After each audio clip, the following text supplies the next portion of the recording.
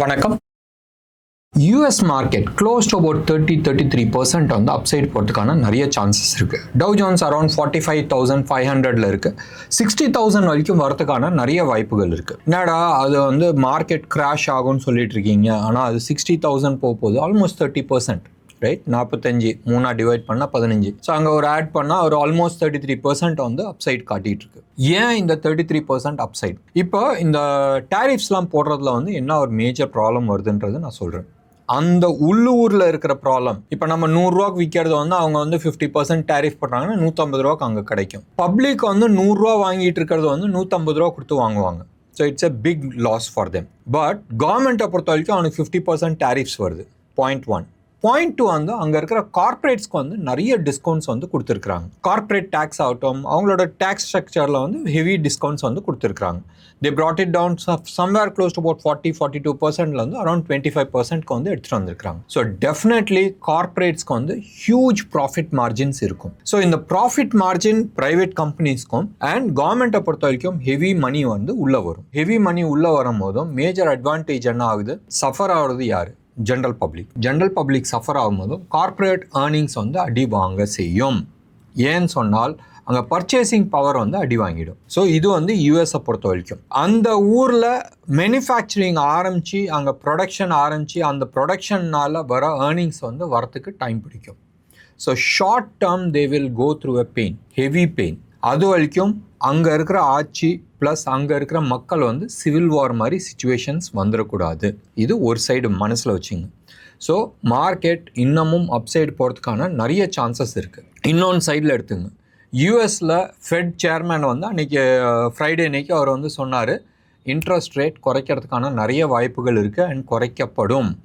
குறைக்கல, right? ஒரு hint கொடுத்தாரு. அந்த ஹிண்ட்டு கொடுத்ததுக்கே ஆல்மோஸ்ட் 900 பாயிண்ட்ஸ் ரேலி ஆச்சு ஆன் ஃப்ரைடே. ஸோ ஹிண்ட்டு கொடுத்ததுக்கே இவ்வளோ வந்து போயிருக்குன்னு சொன்னால் மழை வரல, ரைட்? வறட்சி இருக்குது, மழை வரல. மழை வர்றதுக்கு வாய்ப்புகள் இருக்குதுன்னு சொன்னதுக்கே தூக்கிட்டு போகுது. மழை வரணும், அதுக்கப்புறமா விவசாயம் நடக்கணும், அதுக்கப்புறமா அறுவடை நடக்கணும், அதுக்கப்புறமா தான் நீங்கள் வந்து காசு பார்க்க போகிறீங்க. பட் இங்கே மழை வர போகுதுன்னு சொல்கிறதுக்கே வந்து கொண்டாடுறாங்க. So this is what is happening. இது ஒரு சைடு இருக்கட்டும். இன்னொன்று சைட் சிச்சுவேஷன்ஸ் நம்ம எடுத்துக்கலாம். நம்ம ஏற்கனவே நம்ம பேசிகிட்டு இருந்தோம், யூஎஸை பொறுத்த வரைக்கும் இந்த வருஷத்துக்குள்ளே வந்து அவங்க க்ளோஸ் அபவுட் $10 trillion வந்து ரீப்ளேஸ் பண்ணி ஆகணும். ஏற்கனவே வாங்கின கடனை வந்து அந்த கடனை வந்து திருப்பி கட்டணும். திருப்பி கட்டுறதுக்கு என்ன வழி? யார்கிட்டயாச்சும் வந்து வாங்கி கொடுக்கணும். அண்ட் அந்த யாராச்சும் ஒருத்தருன்றது யார்? சைனா கொடுக்க மாட்டாங்க. இது ஏற்கனவே நிறைய தடவை பேசியிருக்கிறோம். யூரோப் கொடுக்குற சூழ்நிலையில் இல்லை, ரைட்? ஏற்கனவே யூரோப் வந்து பயங்கரமாக சூற விட்டுட்டு இருக்காங்க நம்ம யுக்ரைனில். ஜப்பான் சிச்சுவேஷன் சரியில்லை. மிடில் ஈஸ்ட் கொடுக்கறதுக்கு சிச்சுவேஷன்ஸ் கிடையாது. ஸோ எங்கேருந்து எடுத்துகிட்டு வருவாங்க? நோட்டு பிரிண்ட் அடித்தால் அங்கே இன்ஃப்ளேஷன்ஸ் இன்க்ரீஸ் ஆகும். உள்நாட்டிலேயே இந்த பணத்தை வந்து எடுத்துகிட்டு வர முடியுமான்னு சொன்னால் கொஞ்சம் கஷ்டம். முடியாதுன்னு இல்லை, கொஞ்சம் கஷ்டம். இவங்களே வந்து க்ளோஸ் அபவுட் $10 trillion மார்க்கெட்டில் சக் பண்ணுறாங்கன்னு சொன்னால் மார்க்கெட்டில் என்ன இருக்கும்? எல்லாருமே அடி வாங்குவாங்க. So emerging market, especially India மாதிரி கண்ட்ரி, இல்லை சைனா, பிரேசில், எமர்ஜிங் மார்க்கெட்டில் இருந்து பணம் பூரா அங்கே போகும். ஸோ இங்கே எல்லாமே வந்து அடி வாங்கிறதுக்கான சூழ்நிலை இருக்குது. ஸோ இதுதான் வந்து செட்டப். இது நடக்குமா நடக்காதான்றது காலம் பதில் சொல்லிட்டோம். இந்தியாவை பொறுத்த வரைக்கும் இப்போ இந்தியா வந்து வேறு டைரெக்ஷனில் வந்து ஒர்க் பண்ணிகிட்ருக்காங்க. ஜிஎஸ்டி வந்து they have said that they are going to reduce. இது வந்து அனௌன்ஸ் பண்ணது வந்து ஒரு விதத்தில் நல்லதுன்னு நம்ம சொல்லலாம், நல்லது இல்லைன்னு நம்ம சொல்லலாம். நல்லது என்னது?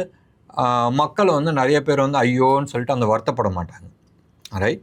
இதுவும் ஆகஸ்ட் 15 முன்னாடி வாங்கினவங்களாம் கொஞ்சம் வருத்தப்படலாம் மேபி, ரைட்? பட் இந்த நெக்ஸ்ட் 2-3 மந்த்ஸில் வந்து பெரிய சேல்ஸ் எல்லாமே வந்து அடி வாங்கிடும். எஸ்பெஷலி வந்து லக்ஸரி குட்ஸ் எல்லாமே இருக்குல்ல, அது எல்லாமே வந்து அடி வாங்கும். இப்போ கார் வாங்குறது எல்லாருமே வந்து போஸ்ட்போன் பண்ணிகிட்ருக்காங்க. டிவி, ஃப்ரிட்ஜ், வாஷிங் மிஷின் வாங்குறது எல்லாமே வந்து போஸ்ட்போன் பண்ணிகிட்ருக்காங்க. இதில் வந்து மோஸ்ட்டாக அக்ரிகல்ச்சர் சைடில் வந்து மேஜர் பெனிஃபிட் இருக்குன்றது எதிர்பார்க்குறாங்க. இன்சூரன்ஸ் சைடில் வந்து மேஜர் பெனிஃபிட் இருக்குன்றது எதிர்பார்க்குறாங்க. கார்ஸில் வந்து நிஜமாகவே பெரிய பெனிஃபிட்ஸ் இருக்குன்றது எல்லாருமே எதிர்பார்க்குறாங்க. வரும்போது பார்த்துக்கலாம். பட் நெக்ஸ்ட் ஒரு 1.5 months வந்து எல்லாமே ஸ்டாக்னன்ட் ஆகிடும் அண்ட் சேல்ஸ் எதுவுமே இருக்காது. இது நம்ம ஏற்கனவே வந்து ஹைலைட் பண்ணியிருக்கிறோம். பட் சேல்ஸ் வந்து இந்த ஜிஎஸ்டி ரிஃபார்ம் எடுத்துகிட்டு வந்து நிறைய விஷயங்கள் இருக்குது. இதில் வந்து ஜிஎஸ்டி ரீஃபண்ட்லாம் வந்து ரொம்ப ஃபாஸ்ட்டாக பண்ண போகிறதாக சொல்லியிருக்கிறாங்க. அப்போ பண்ணும் போதும் என்ன ஆகும்னு சொன்னால் பிஸ்னஸ் ரொட்டேஷனுக்கான கேஷ் வந்து ரொம்ப சீக்கிரமாக வரும். பாயிண்ட் 1. பாயிண்ட் 2, ரேட்ஸ் கம்மி பண்ணுறாங்க. 8-10% வந்து ரேட் கம்மி ஆகுது. ரேட் கம்மி ஆகும் போதும் பப்ளிக் கையில் வந்து நிறைய கேஷ் இருக்கும், நிறைய ரொட்டேஷன்ஸ் ஆகும், நிறைய கன்சம்ஷன் ஆகிறதுக்கான சான்சஸ் இருக்குது. நம்ம வெளிநாட்டில் அம்பி என்ன காசு சம்பாதிக்கிறோமோ நம்ம உள்நாட்டிலே வந்து பார்த்துட்டு போயிடுவோம். பேசிக்காக நான் வந்து பலகாரம் பண்ணுறேன், வெளியில் விற்க முடியல, ஸோ நான் வீட்டுக்குள்ளாரியே வந்து நான் வந்து யூஸ் பண்ணுறேன். இதுதான் வந்து பேஸ் கான்செப்ட். ஸோ உள்நாட்டிலே நம்ம வந்து பண்ணும் போதும் சேல்ஸ் பண்ணும் போதும் டெஃபினெட்லி அதோட நம்ம ஓன் கன்சம்ஷன் ஸ்டோரிஸ் வந்து நம்ம எடுத்துகிட்டு வர முடியும். ஸோ இந்த யூஎஸ் டேரிஃப்னால் வர பாதிப்பு வந்து நம்ம ஓன் கன்சம்ஷன் இன்க்ரீஸ் பண்ணும் போதும் யூஸ் பண்ணிக்கலாம். ஸோ இந்த ஜிஎஸ்டி ரேட் குறைக்கிறதுல ஒரு 3 to 6 months வந்து ப்ராப்ளம் இருக்கும். ஸ்டேட் கவர்மெண்ட் ஆகட்டும், சென்ட்ரல் கவர்மெண்ட் ஆகட்டும், இவங்களோட ரெவென்யூஸ் வந்து குறையும். இப்போதைக்கு பார்க்கலாம், இந்த 2-3 சமாச்சாரம் இருக்குது. இதெல்லாமே வந்து ஜிஎஸ்டிக்குள்ளே எடுத்துகிட்டு வர போகிறாங்களான்றது பார்க்கணும். ஒன்று வந்து இபி பில்லு, ரெண்டாவது வந்து இந்த சரக்கு, இந்த ரம், விஸ்கி, பிராண்டி, இதெல்லாமே. மூணாவது வந்து பெட்ரோல். இந்த மூணுமே வந்து ஜிஎஸ்டிக்குள்ளே எடுத்துகிட்டு வந்துட்டுனா நல்லா இருக்குன்றது என் அபிப்பிராயம். பட் டெஃபினெட்லி ஸ்டேட் கவர்மெண்ட் வந்து இந்த 3 வச்சு தான் வந்து நிறைய பேர் தப்பிச்சிக்கிட்டு இருக்காங்க. பட் எவ்வளோ நாள் தப்பிக்க போகிறாங்கன்றது தெரியாது. சுப்ரீம் கோர்ட் ஆர்டர்ஸ் வந்து இப்போ வந்திருக்கு தட் இந்த ஸ்டேட் கவர்மெண்ட்ஸ் எல்லாம் வந்து இந்த விவசாயத்துக்கு இல்லை ஏழைங்களுக்கு வந்து பவர் சப்ளைஸ் எல்லாத்தையுமே வந்து சப்சிடரி கொடுக்குறாங்களே, சப்சிடரி கொடுக்கறதுல எந்த விதமான தவறும் கிடையாது. அந்த சப்சிடரி கேஷை வந்து ஸ்டேட் கவர்மெண்ட் பே பண்ணியே ஆகணுன்றது அவங்க சொல்லிகிட்டு இருக்காங்க, இன்சிஸ்ட் பண்ணிகிட்டு இருக்காங்க. இந்த காசு இல்லாட்டினா பவர் கொடுக்கறத வந்து கட் பண்ணிவிடுவோன்ற மாதிரி சில ஹிண்ட் வந்து கொடுத்துருக்குறாங்க. சுப்ரீம் கோர்ட் வந்து has given it for next 3 years or 4 years வந்து டைம் கொடுத்துருக்குறாங்க. வெயிட் பண்ணி பார்க்கலாம் என்ன நடக்க போகுதுன்றது. சரி, இன்னைக்கு மார்க்கெட் என்னது? ஏன் இந்த 2 ஸ்டோரி நான் சொல்லிட்டு இருக்கேன்னு சொன்னால் இது வந்து மிக மிக மிக அவசியம். மார்க்கெட் நிறைய பேர் கேட்குறது வந்து மார்க்கெட் கிராஷ் ஆகுமா, இங்கேருந்து இன்னும் எவ்வளோ தூரம் மேலே போகும், 16,000 வருமானது நிறைய பேர் கேட்டுட்டு இருந்தாங்க. So I have given a broader view, right? எந்த சிச்சுவேஷனில் வரும்போதும் நம்ம வீடியோ நீங்கள் பார்க்க போகிறீங்க இல்லைன்றது அடுத்த விஷயம். பட் இந்த விஷயத்தை வந்து மண்டையில் வச்சுக்கிட்டனால் நம்ம வந்து சீக்கிரமாகவும் எக்ஸிட் பண்ண வேணாம், லேட்டாகவும் வந்து வருத்தப்பட வேணாம். இப்போ ரீசெண்டாக எடுத்து பாருங்களேன், கேமிங் ஏதோ வந்து பேன் பண்ணாங்க. அண்ட் ராகேஷ் ஜுன்ஜன்வாலோட ஒய்ஃப் வந்து கரெக்டாக 1 மாதத்துக்கு முன்னாடி வந்து ஃபுல்லாக எக்ஸிட் பண்ணாங்க. அதனால க்ளோஸ் டு அபவுட் 330-340 crores வந்து அவங்களால காப்பாற்ற முடிஞ்சிச்சு. So we should know when to exit, right? இது வந்து இன்சைட் நியூஸுன்றாங்க, இருக்குது இல்லைன்றது அடுத்த விஷயம். பட் அவங்க எக்ஸிட் பண்ணிட்டாங்க. எனிவே, மார்க்கெட்டில் வந்து நிறைய விஷயங்கள் இப்போ இன்ஃபர்மேஷன்ஸாக இருக்குது. அந்த இன்ஃபர்மேஷன்ஸ்லாம் ப்ரோக்ராம் தொடர்ந்து பாருங்கள், நம்ம அதை பற்றி நம்ம டிஸ்கஸ் பண்ணலாம். இன்றைக்கி வந்து மார்க்கெட் 94 points ப்ளஸில் வந்து க்ளோஸ் ஆச்சு. ஞாபகம் வச்சுங்க, Friday US market close to about 900 points ப்ளஸில் இருந்துச்சு. பட் ஸ்டில் நம்ம வந்து வெறும் 94 points தான். ஏன்? 27 ஆப் இருக்குது. பிள்ளையார் சதுர்த்தி பற்றி பேசல, ட்ரம்ப் கொடுத்த டேட் இருக்குது. இன்றைக்கி வந்து மார்க்கெட் ப்ரீமியமில் இருக்கா? எஸ், 25 points தான் ப்ரீமியம் இருக்குது. இன்ட்ராடே ஸ்விங் வந்து 116 points. அண்ட் பேங்க் நிஃப்டியை பொறுத்த வரைக்கும் -35. பேங்க் நிஃப்டியில் நிறைய ஃபால் இருக்குது. பேங்க் நிஃப்டி ஃபால்னால் நான் வந்து பேங்க் நிஃப்டி கீழே உழுவுன்றது அந்த அர்த்தத்தில் சொல்ல. பட் ஹெவி வெயிட்ஸ் எல்லாமே ஆகட்டும், ஹெச்டிஎஃப்சி ஆகட்டும், ஐசிஐசிஐ ஆகட்டும், கோட்டக் பேங்க் ஆகட்டும், இவங்களாம் வந்து டவுன் சைட் ரிஸ்க்கு நிறைய இருக்குது. ஸோ இவங்க தான் வந்து மேஜர் ஹெவி வெயிட்ஸு. ஸோ இவங்களாம் வந்து கீழே விழும் போதும் ப்ராபப்ளி பேங்க் நிஃப்டி வந்து டவுன் சைட் பார்க்கலாம். 1 ஸ்ட்ரக்சர் வைஸ் நீங்கள் வந்து டே சார்ட் எடுத்துங்க, வீக்லி சார்ட் எடுத்துங்க, மந்த்லி சார்ட் எடுத்துங்க. பேங்க் நிஃப்டியை பொறுத்த வரைக்கும் சூப்பர் டூப்பராக இருக்குது ஆஸ் ஆஃப் நவ். நிஃப்டியை பொறுத்த வரைக்கும் டே சார்ட்டில் it is not that healthy. Weekly சார்ட்டில் அப்படி இருக்குது, பட் மந்த்லி சார்ட்டு சூப்பராக இருக்குது. ஸோ தட் மீன்ஸ் அடுத்த ஒரு 15 to 18 months பீரியடில் நம்ம எடுத்துட்டோம்னு சொன்னால் நிஃப்டி சூப்பர் டூப்பராக இருக்குது. இன்றைக்கி நிஃப்டியில் வந்து ஹெவி ஷார்ட் கவரிங்ஸ் இருந்துச்சு. எந்த லெவல்னு சொன்னால் 24,900, 950 அந்த ஜோன்லலாம் வந்து ஹெவி ஷார்ட் கவரிங்ஸ் ஓடிட்டு இருந்துச்சு.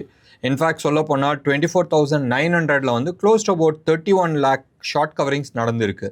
அதே மாதிரி 25,000லேயும் 16.5 lakhs, 16.8 lakhs, 17 lakhsனே நீங்கள் வச்சுங்க ஷார்ட் கவரிங் நடந்திருக்கு.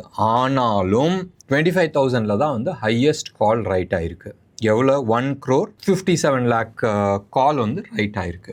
So that means market upside போகிறதுக்கான பாசிபிலிட்டிஸ் ரொம்ப கம்மியாக இருக்குது. தோ இன்னைக்கு நிஃப்டி டே ஹை நீங்கள் எடுத்துக்கிட்டீங்கன்னு சொன்னால் 25,030. ஞாபகம் வச்சுங்க, போன வாரம் வந்து அந்த 25,063 அந்த லெவலை வந்து க்ராஸ் பண்ணவே இல்லை. இன்னமும் நான் சொல்கிறது வந்து நிஃப்டி ஃபியூச்சர்ஸு. ஸோ அந்த லெவலை வந்து க்ராஸ் பண்ணுறதுக்கு வந்து ரொம்ப தடுமாறுது. So we have to wait. இந்த வாரம் எக்ஸ்பைரிக்கு அப்புறமா என்ன நடக்க போகுதுன்றது நம்ம பார்க்கலாம். செப்டம்பர் எக்ஸ்பைரியில் ப்ராபப்ளி அது டிஸ்கஸ் பார்த்துக்கலாமே, நாளைக்கு பண்ணலாம், இல்லைன்னா தேர்ஸ்டே அன்னைக்கு நம்ம அதை பற்றி டிஸ்கஸ் பண்ணிக்கலாம். புட்டை பொறுத்த வரைக்கும் ஹையஸ்ட் புட் வந்து அகெயின் 25,000 தான் ஹையஸ்ட் புட் இருக்குது. மோர் ஆர்லெஸ் இட்ஸ் ஆஃப் ஏ ஸ்டாடில். ஞாபகம் வச்சுங்க, கால் வந்து 1,57 lakh கால்ஸ் இருக்குது. புட்டை பொறுத்த வரைக்கும் 1,20 lakh புட்டு வந்து ரைட் ஆயிருக்கு. More or less is Stradale எழுதி வச்சிருக்கிறாங்க. இந்த ப்ரோக்ராம் அரௌண்ட் 6:15 நம்ம ரெக்கார்ட் பண்ணுறோம். FII டேட்டாஸ் இன்னும் வரல. கோல்டு சில்வர் எஸ் ஏறி இருக்குது. ஃப்ரைடே இன்னைக்கு US மார்க்கெட் பாசிட்டிவ் ஆனோடனே கோல்டு சில்வரும் வந்து மேலே தூக்க ஆரம்பிச்சிருச்சு. அதுக்கான விளைவுகள் நீங்கள் எடுத்து பார்த்தீங்கன்னு சொன்னால் டாலர் இண்டெக்ஸ் வீக்காக இருக்குது, பட் ஸ்டில் ருப்பியும் வந்து வீக்காக இருக்குது. 87.60 வந்து ட்ரேட் ஆகிட்டு இருக்கு இப்போ right now rupee against dollar. And கோல்டை பொறுத்த வரைக்கும் 10,370 விலை ஏறி இருக்குது. ஆல்மோஸ்ட் 100 rupees 120 rupees per கிராமுக்கு வந்து ஏறி இருக்குது. 10,370 வந்து ட்ரேட் ஆகிட்டு இருக்கு. இது 24 கேரட் ஜிஎஸ்டியோட சென்னையில் விற்கிற ரேட்டு. சில்வரை பொறுத்த வரைக்கும் 1,19,500 ட்ரேட் ஆகிட்டு இருக்கு. இது 999 quality per KG of silver ஜிஎஸ்டியோட சென்னையில் விற்கிற ரேட்டு. இந்தியா விக்ஸ் வந்து ஒன்றும் பெரிய சேஞ்சஸ் இல்லை. 0.25% வந்து அப் ஆயிருக்கு. ஸோ 11.76 தான் வந்து நிற்கிது. இந்தியன் மார்க்கெட்டை பொறுத்த வரைக்கும் மோர் ஆர் லெஸ் இன்னமும் டைரக்ஷன் இல்லாத வெயிட் பண்ணிட்டு இருக்கு. ட்ரம்ப் 27 இன்னைக்கு என்ன சொல்ல போகிறாங்கன்றது கோசரம் வெயிட்டிங். அவங்க பூன்னு பூச்சி காட்டிகிட்டு இருக்காங்க. ஸோ என்ன நடக்க போகுதுன்றது 27க்கு அப்புறமா கிளாரிட்டிஸ் நடக்கும். பட் இர்ரெஸ்பெக்டிவ் ஆஃப் ட்ரம்ப் வந்து என்ன பண்ண போகிறாங்கன்றது அது வேறு சைடு இருக்கட்டும். அதுக்கான நடவடிக்கை இந்தியா எடுத்துக்கிட்டு இருக்கு. பட் நான் ரஷ்யாவில் வந்து ஆயில் வாங்குறத வந்து நிப்பாட்ட போகிறது இல்லைன்றது சொல்லிட்டு அதுக்கான நடவடிக்கை சப்போஸ் இவங்க வந்து டேரிஃப்ஸ் போட்டால் என்ன பண்ணணுமோ அதுக்கான நடவடிக்கை already India started doing it. Preparations always better இல்லை. ஸோ ரிஸ்க் மேனேஜ்மெண்ட்ஸ் இந்தியா வந்து ஆல்ரெடி மேனேஜ் பண்ணிகிட்டு இருக்கு. ஸோ வெயிட் பண்ணி பார்க்கலாம். 27th 30th வந்து வில் ஹாவ் சம் கிளாரிட்டிஸ். இல்லை சதுர்த்தி முடிட்டுமே, ஒரு நல்ல காலம் பிறக்கும். என்ன நேர்களே, இன்னைக்கு ப்ரோக்ராம் உங்களுக்கு பிடிச்சிருந்துச்சுன்னா லைக் பண்ணுங்கள், ஷேர் பண்ணுங்கள். டெஃபினட்டாக உங்களோட கமெண்ட்டை நான் எதிர்பார்க்குறேன். நன்றி, வணக்கம்.